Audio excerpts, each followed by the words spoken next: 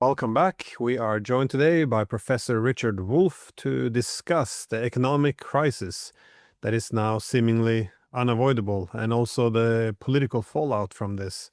So thank you for coming on. And I was hoping we could start with Europe because, if we went back 20 years ago, or even, 20 years would be enough. Europe was a model which was studied at the universities in terms of why it was so successful. And it seemed that if the European model had its success by having states unified to increase trade with each other, use collective bargaining power to gain a position of strength with the rest of the world, and the assumption was that economic interest would then fuel the political loyalties further. That is, to intensify the integration between the European states, as this was in their self-interest. Now, this is no longer the case. Things are starting to look pretty dark now in Europe. What do you see actually happening now from your viewpoint? Because if we look at the top three economies, that is France, Germany, and the United Kingdom, they all seem to be in somewhat deep trouble, threatening to pull down the rest. Yes, well, for the United States, and let me preface by, in the interest of transparency, my father was born in France and my mother in Germany, and I have spoken French and German all my life, even though I was born in the United States, and I have worked all my life and lived here in the United States with my family. So I have always had, if you like, one foot in Europe and one foot in the United States. And I've always looked to Europe, partly for those reasons, as sort of the center of the world, the place from which the great literature, the great science, you fill in the Napoleon and all the rest of it, as the place to go, as the Renaissance, the Reformation, the French Revolution, the revolutions of 1848, the Russian Revolution, all these incredible historic transformation, the rise of Marxism, socialism, all of that was European. And it all seems now over. And I share that perspective with Americans across the political spectrum. If you talk to the right wing, they say this with disdain and dismissiveness. I wouldn't do that. That's not where I come from. I do it with a lot of sadness and a sense of something valuable that I hope will be preserved even as the rest of it falls apart. So it is a sense of a part of the world that is becoming increasingly irrelevant to almost everything that grabs my attention and the attention of my fellow citizens here. Now, part of that view is also a complicated Schadenfreude, a little bit of a jealousy of Europe and a sense they're worse off than we are, and it softens the need to face the things in the United States that are not so different from the European. Our empire came after yours, but it is declining now. Yours has a longer history of decline, but we are repeating this history in more ways than we like to admit as a society. And we are frightened. I think that's the best way to describe it. We are frightened by the fact that we now have a very serious economic competitor. And I need to remind everyone, if you don't do economic history, that we haven't had a serious economic competitor for a century. The Soviet Union never was an economic problem for the United States. It pretended that it was, but it never was. You know, even today, the GDP of the United States is roughly $38 trillion, and the GDP of Russia is about 4 trillion, maybe 5. But, utterly in an elephant and a mouse. This is nothing. China, with its whatever it is now, 18, 19 trillion, that's the serious competitor. China plus the BRICS is now a much, much bigger, richer economic unit than the United States and the G7 around it. So, any way you look at it, the dominance of the United States is in serious decline. It's a little different from Europe because we can date the decline to the end of World War II when we entered into this anomalous situation. The United States had this extraordinary position of, the dollar is suddenly the world currency, the British pound is out of the story. America accounts for half the world output and half the world's trade, and it just a total dominance, which in a way, of course, should have been recognized as the anomalous situation that wouldn't last for more than a decade, if that. But it was not interpreted in the United States that way. Given the messianic religious atmosphere of the United States, it was decided instead that the United States was a totally exceptional society and that its economic dominance was the fruit of God's preference for Americans over everybody else. All of that, and a serious notion that this would simply prevail indefinitely. And so there was no expectation that anyone would ever catch up. And so we have the peculiar decline experience now that is decline accompanied by shock, by disbelief, by an immense amount of denial, academics denying it, pundits, media, all of it. My sense in Europe is, while there's some of that there too, of course, that they've been they've been having to go through it for a longer time, and therefore there's more of a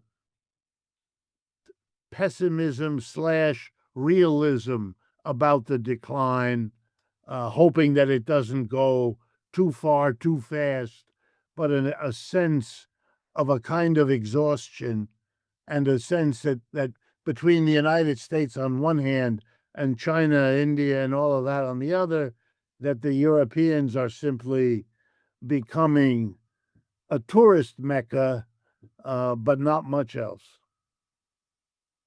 How do you see the unity in Europe holding together? Because we even keep referring it to as Europe, but you mentioned the uniqueness or temporary condition of the US dollar and the amount of economic concentration in the United States. But another unusual development after World War II has been the unity of the European states, of course, under US leadership, but also premised to a large extent on the continued dominance of the political West. But one has to ask, though, why would countries like Ireland and Bulgaria, Greece and Latvia, what do they actually have in common in terms of economic interest? What is the foundation for the political cohesion between them?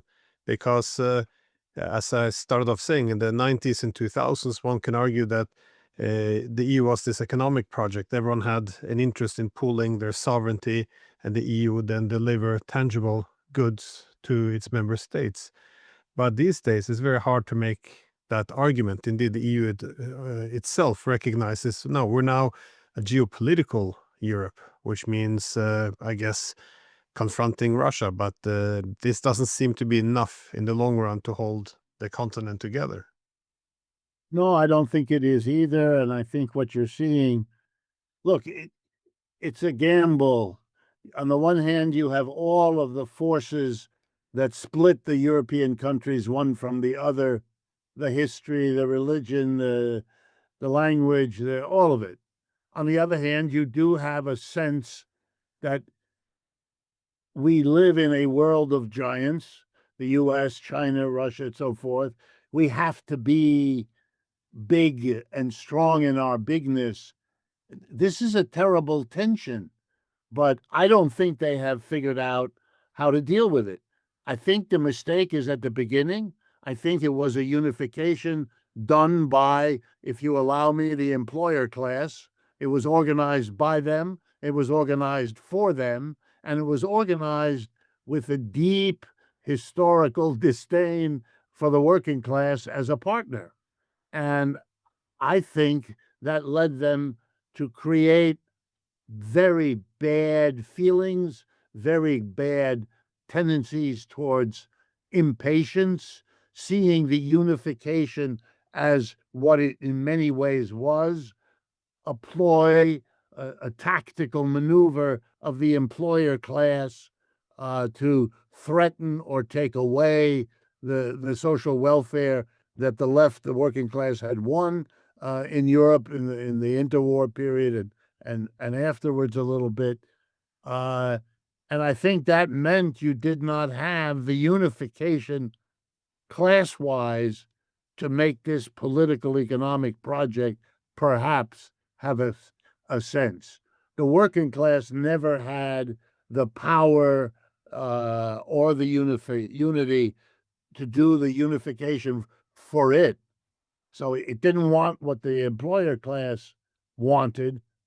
It suffered that, but it wasn't happy. And what that meant was inside every country, the opposition to what was emerging took the form not of siding on a class basis, which it could have and probably should have, but instead challenging the unification. That this unification, we don't want this, we don't want, everybody doesn't want to be dictated by Brussels about what should happen. Oh, it takes this national form, this struggle over country versus EU and all of that.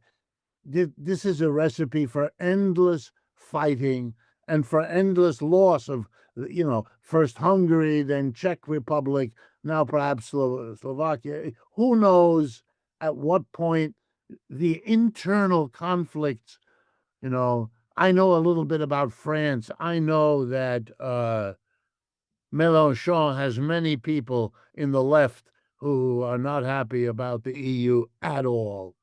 And I'm assuming, I don't know, but I'm assuming that on the right, Le Pen and all those forces likewise include more than a few Eurosceptics, et cetera, et cetera.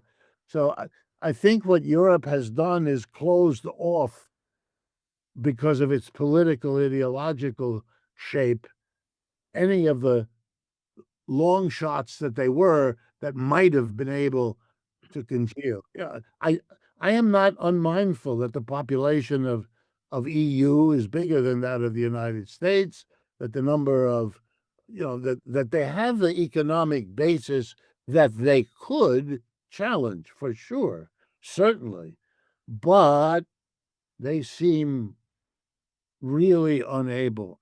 And I don't want to overstate it. I'm sure you've had other guests who have, but the quality of the leadership, Macron, Merz, Starmer, wow. Even from this country with the laughable leader we have, it does look like the Europeans are in very bad shape. And then when you add this, which to us looks, and we are the home of the Cold War, even here, it's over the top, the European craziness about Russia, Putin, and all of it. What is this for? Saving their political reputations. I get that. They can, these are all politicians raised from childhood in the Cold War, subservience to the United States, enemy Soviet Russia. But, that ended in 1989. This really is a different situation. So maybe it's useful for them. It gives them something, because otherwise, if they cannot run on the condition in their society, it's unspeakable. I read, I keep up. I mean, I read what you read every day, and all it is a continuous assault on social democracy. And this is, even by the Labor Party, the party that put it in is now taking it out, and this is not a recipe for any kind of renaissance of Europe at all. No, the massive hatred, compulsory hatred of Russia is it's very sick and strange, to say the least. But I think it also serves a purpose, though, to reflect their own virtueness. Because if the Russians are so bad, they are so good. It's a good way of framing us versus the other. But in terms of the prospect for Europe recovering, there hasn't been that many good proposals yet. It appears that the Germans are going with this military Keynesianism. That is, they can't build cars anymore that are competitive with China, so they're going to start building tanks. But how do you see the foundation, though, um, I guess building a new Europe based on a military industrial complex?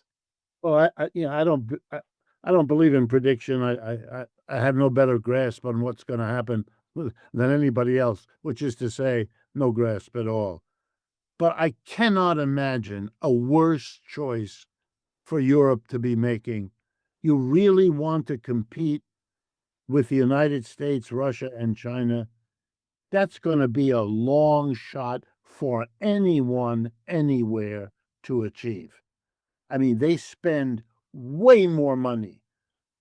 He thinks it's big, 800, if I have it roughly, 800 billion dollars over 10 years. We spend that every year. And China and Russia spend similar. You're not going to catch up. All the new technology in the military is being done by these two giants. You're not going to you'd have to, it will take you 10 years to develop the infrastructure with which maybe then but you are making a long shot bet. You're putting all your marbles in that bet. Wow, this strikes me as very strange. I can see the meeting where the generals in NATO or the generals in Germany sit down with the politicians and say, if you rely on the German military, you will be a third-class army in a first-class war.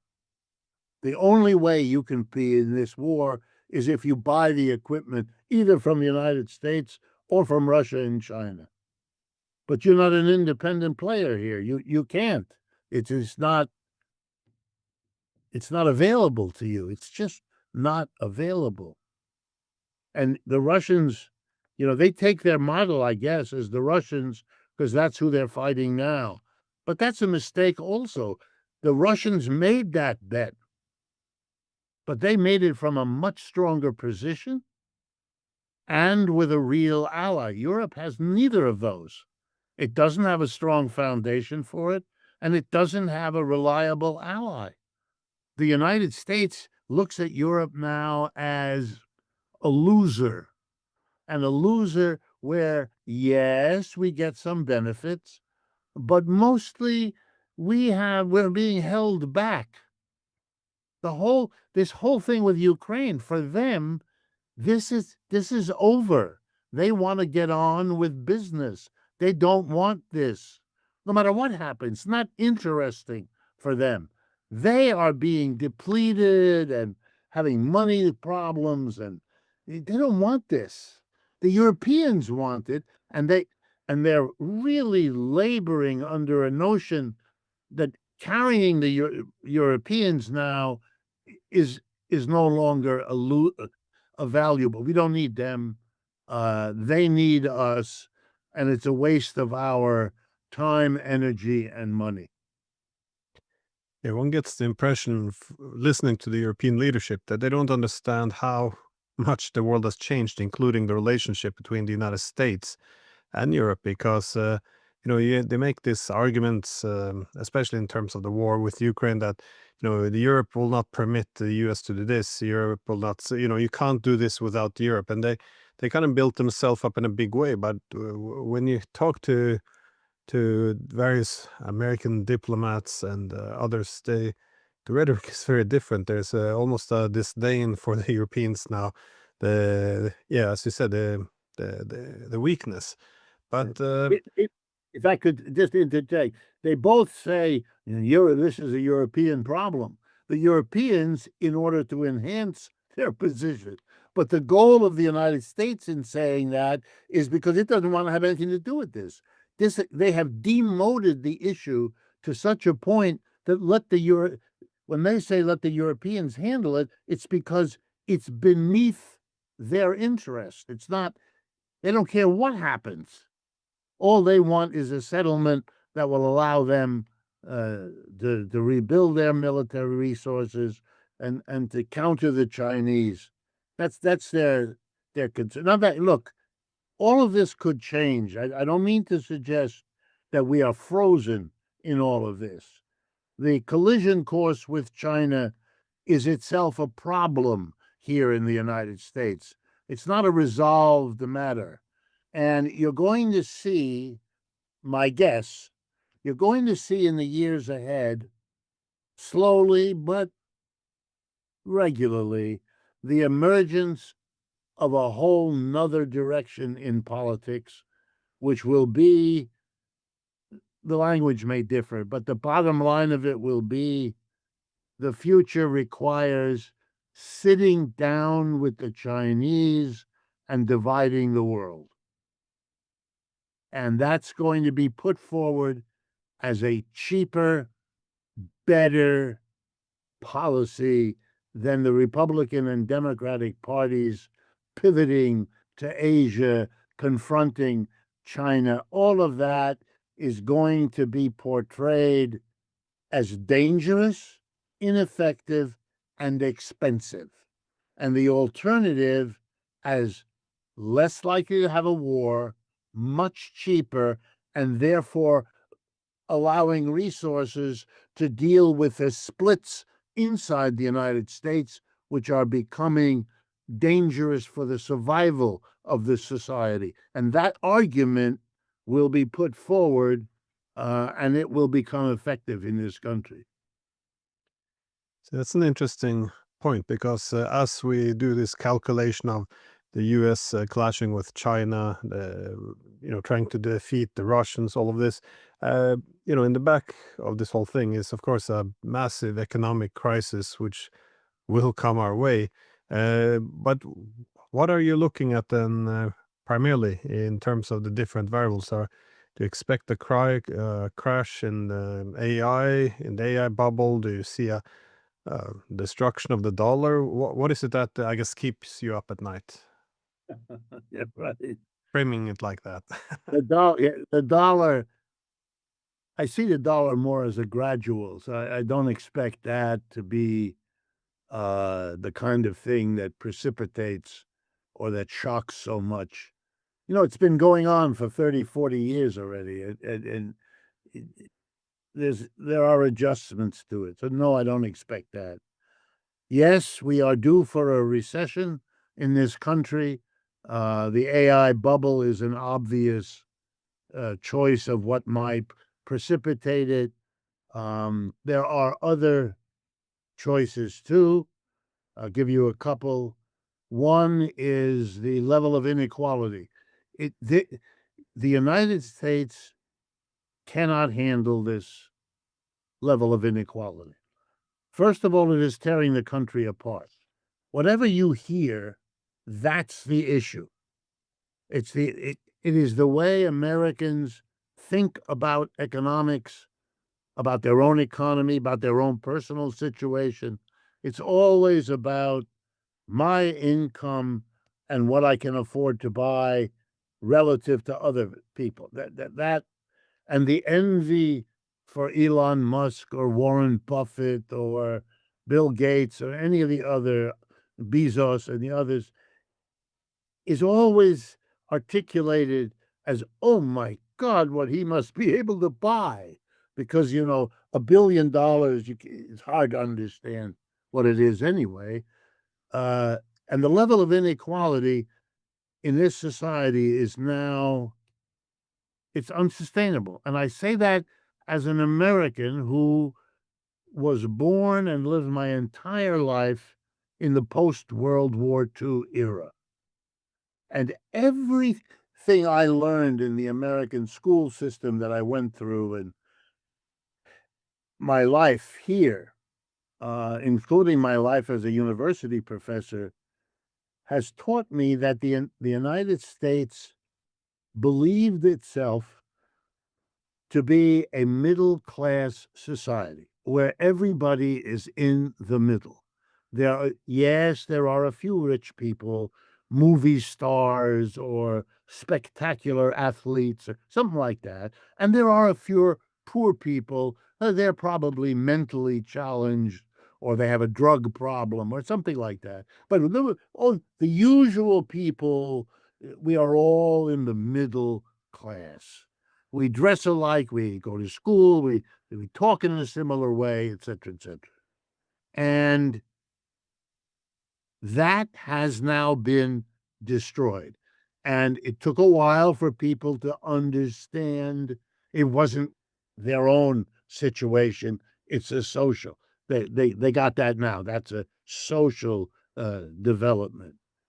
But since they were promised a middle class life, since many of them grew up in a middle class life, they are acutely aware of what they're not getting.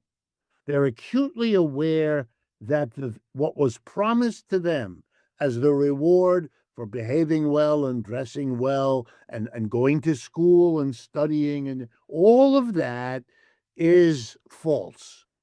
The so-called generation Z here, the people born in the late 90s up to around 2012 are if you look at the statistics, very unemployed, very depressed, very dependent on drugs. Just it's extraordinary, even just compared with the cohort above them. So you have a mounting crisis in which people are receptive to MAGA, Mr. Trump, because he promises to make America great again, which for them is a return to what was supposed to happen for them, but never did, with the dawning recognition that it's not happening and that Mr. Trump, you can already see it now, he is in greater difficulty with each passing day. But the reason for that is not the Epstein file or anything like that. The reason for that is a mass of Americans who themselves are in trouble and who are telling their elderly brothers, sisters, mothers, and fathers that their problems are not being solved, that this system isn't working. The election of Mamdani, Zohran Mamdani, as mayor of New York, and I'm sitting here, I voted for him. He was on my ballot. It was not an advocacy of socialism. I wish it were. It was not. I tell you, I'm sad, but it was not. It was a vote against, if you like, you can call it capitalism. If most people wouldn't, they would call it a vote against our economy is not working properly, or some language like that, because they still hold on to the possibility. But they are very angry. For the New Yorkers to vote for a socialist Muslim has to take a big step given what they have done in the past. So I think the United States is at a very big turning point inside. And then there is the desperation of this leader. This is the proverbial loose cannon.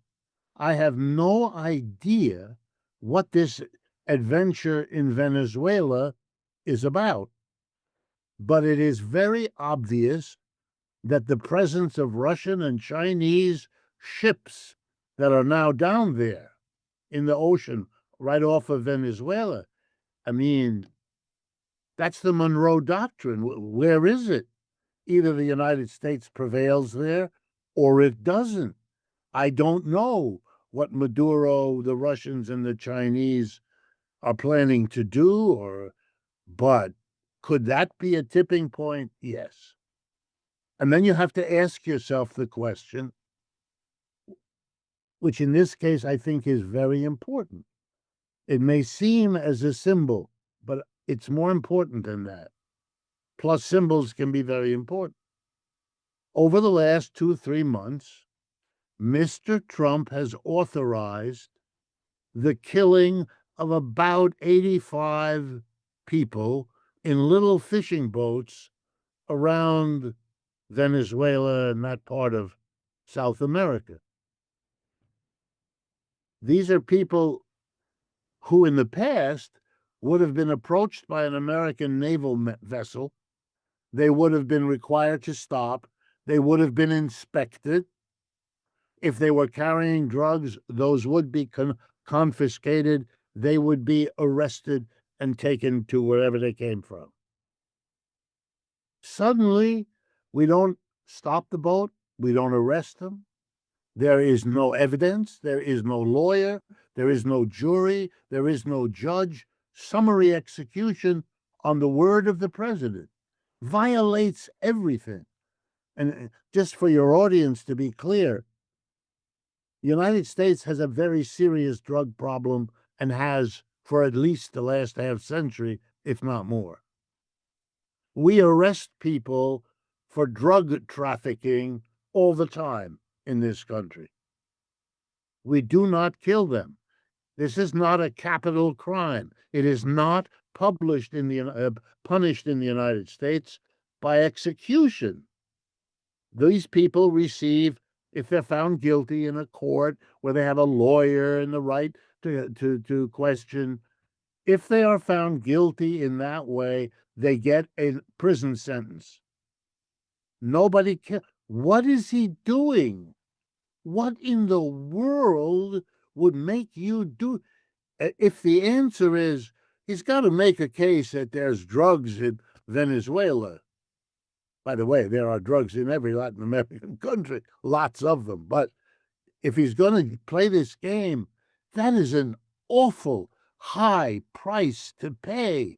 Why would you do that? What kind of mentality makes you vulnerable, even here in the United States, even among Republican Party officials? Questions are raised about the blatant illegality of what he's doing. Now, you're right if you want to say to me, is there any movement to stop it? The answer is no, there isn't. And that's very significant.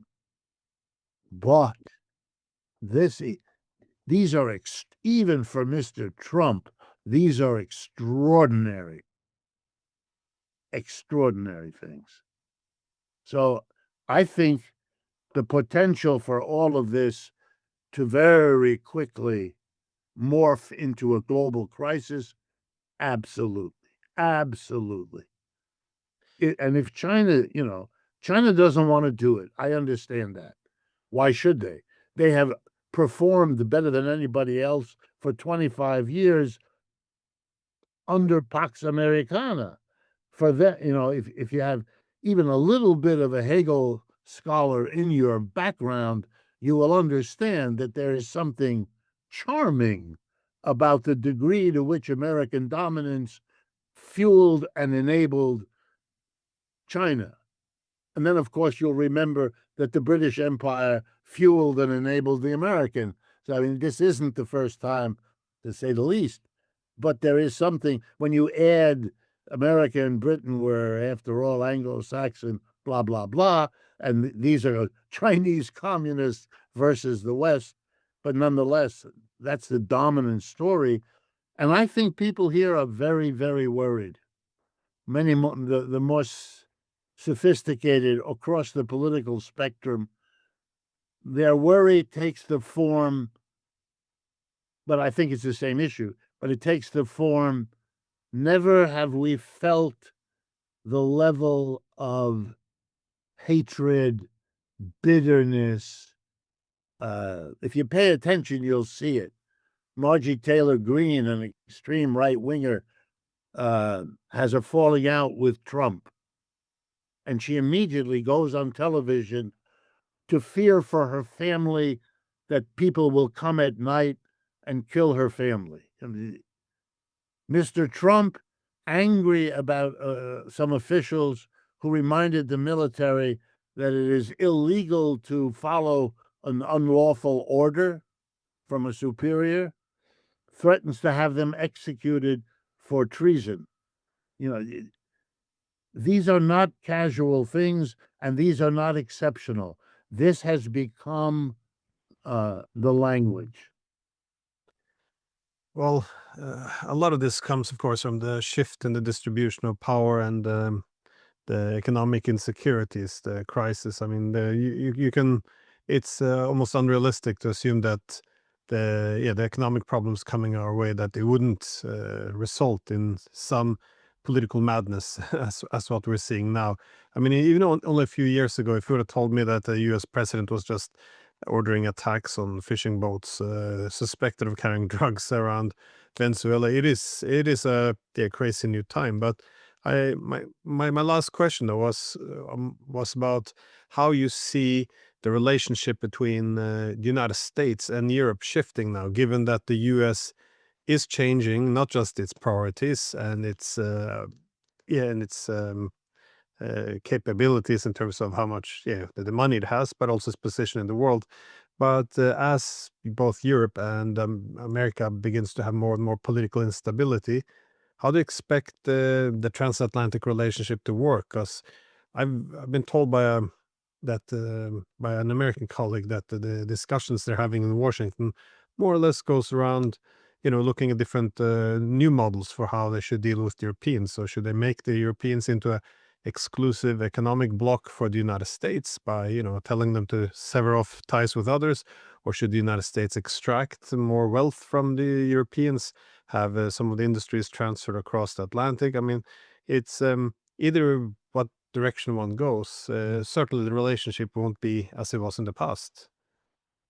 No, but I see everything you say. I agree with it all, but I see it much more fluid at this point. They want to disconnect from Europe in the way that they have in the past. They do not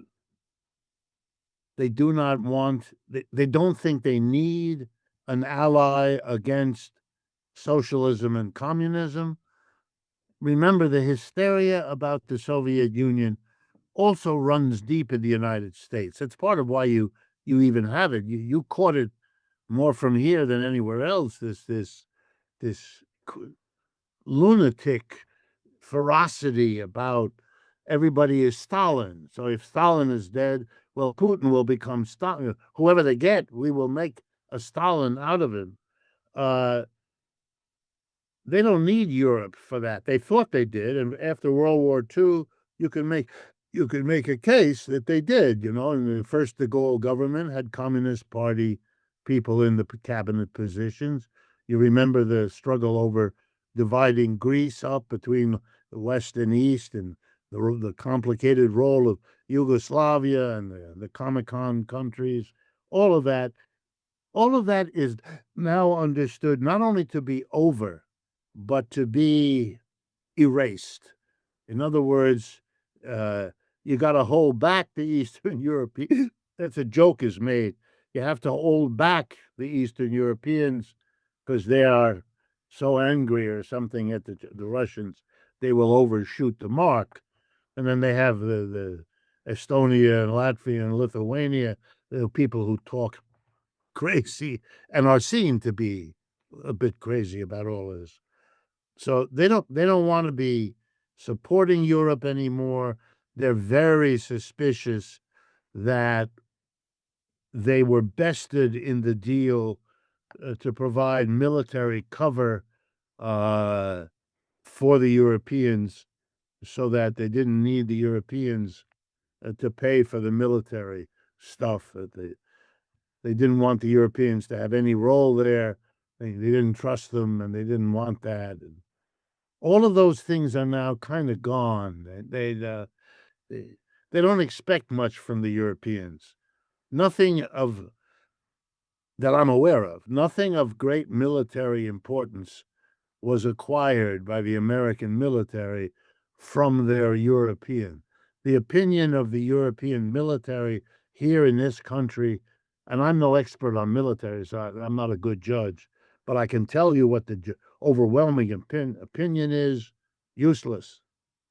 Very few people in uniform, very little competence among them, very little experience, very thin support, and dubious attitude relative to the general population. So they don't see much in the way of an ally here. They would like the money. They do understand that there is enormous wealth accumulated in Europe, and they're right about that.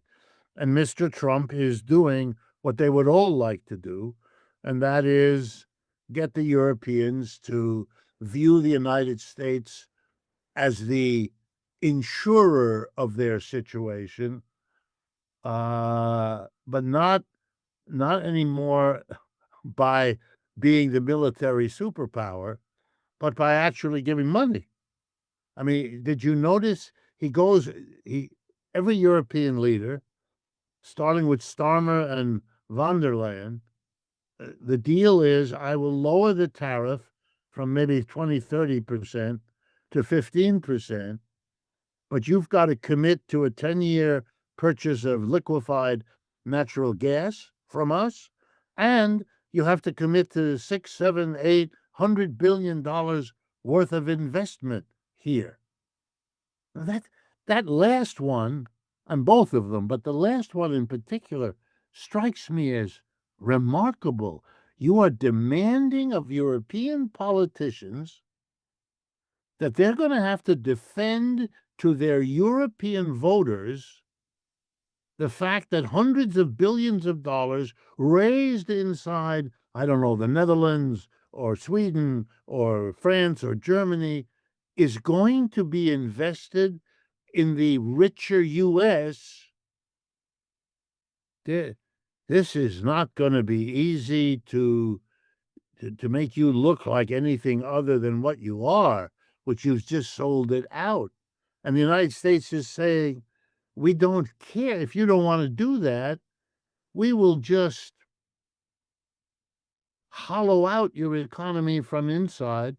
Your capitalists will have to come here one way or another, and you will be a place to which people retire. You will be what those parts of your country have already been, only now it'll include London and Berlin and Paris and so forth. They will be very elegant places for retirees and tourists. And I have heard senior people that I know personally talk like that.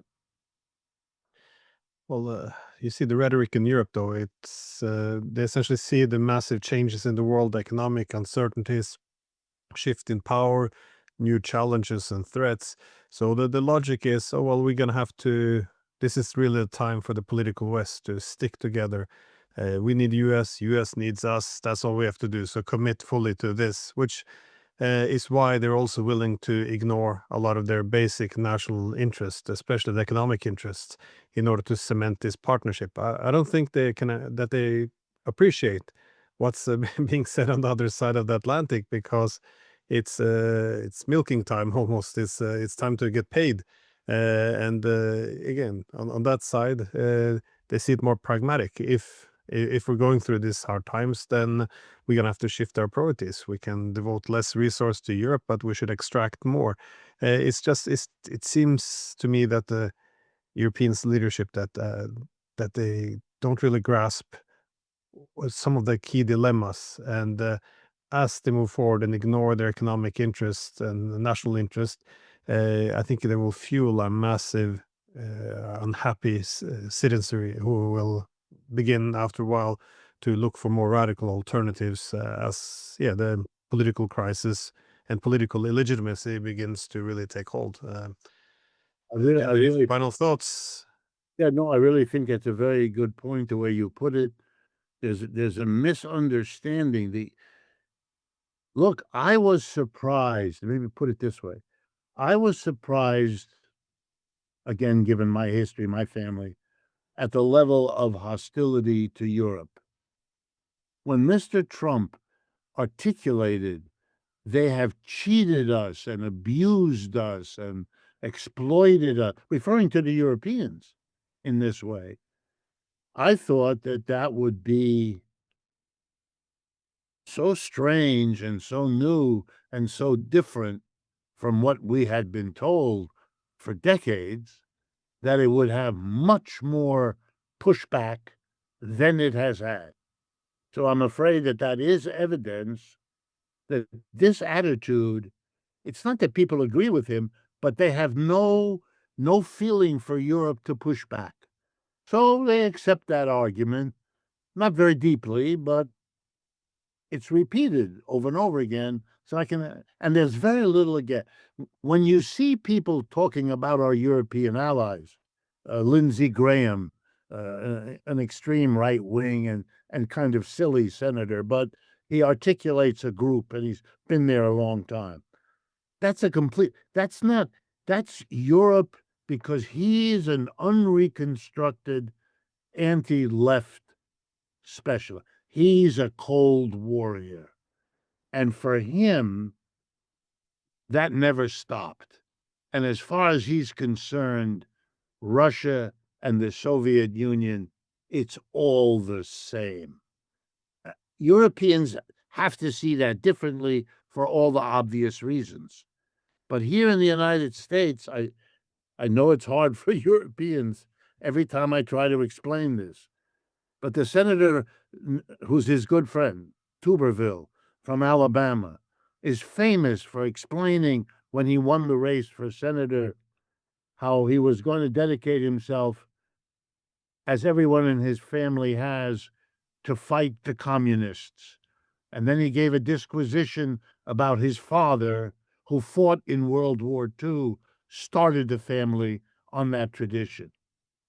And among the 30 reporters covering, not a single one was able to say to him, in World War II, we were allied with the Soviet Union. We weren't fighting communists, you moron, right? Nobody. And in this country, Russia remains the Soviet Union. If you try to explain to them that this is not the case, and there, by the way, Mr. Trump, for whatever odd reason, is not that. He gets it.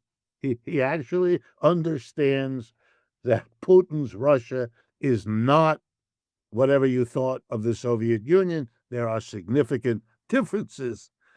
But for many here in the United States, no. And they have a remaining sympathy. They do. I don't want to deny it, for Europe.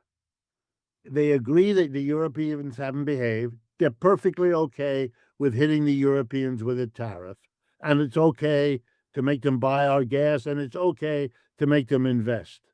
But you should support them against Russia. That they think is very important, because the United States shouldn't have to do that all by itself. Yeah, no wonder then that the Ukraine war is used as the main instrument by the Europeans to keep the US on the continent. So, It's the only way. It's the only way at this point. well, thank you for taking the time and letting me pick your brain. So, yes, have a great day. You too, and thank you for your program, Glenn. It's one that I watch, my students watch, and it's an important service that we are grateful for. Thank you. Tell your student I appreciate it. So, All right, I will. bye.